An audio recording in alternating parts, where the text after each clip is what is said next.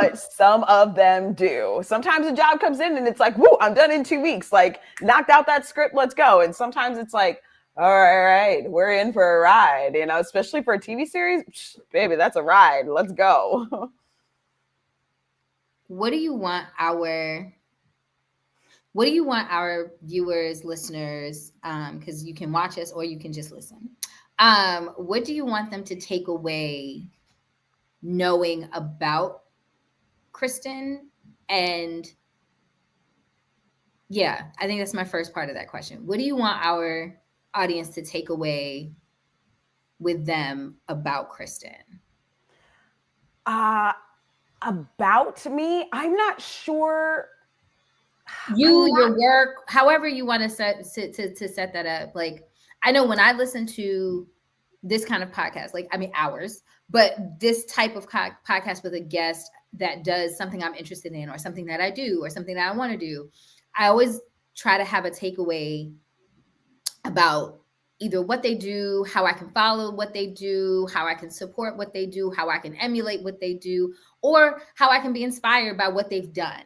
So, like, with that in mind, what do you want that's one of the takeaways from today to maybe the people that don't know you, or maybe even the people that do? Yeah. So, what comes to mind from that is, for me, it's less about what you can take about me and more about what from my story and the things that I've said can you take into your own life. Whether it is like, oh, I got to let this thing go because it's actually not the right fit for me, and maybe I don't let it go right now, but maybe I'm going to get ready in 3 months to let it go. Whether it's, yo, I've been sitting here wallowing and feeling bad for myself, and like maybe I need to get in my vision, whatever it is, or like, oh, this thing that I think is like a deficit or a flaw, like maybe there's a gift that I can find in it.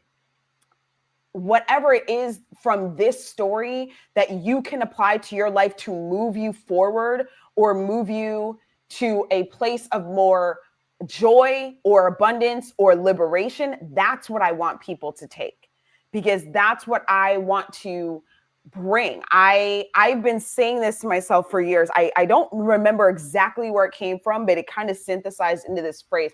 I actually even have it on my phone as my wallpaper, and it says, I am a catalyzer for liberation, joy, and power. And I have this here.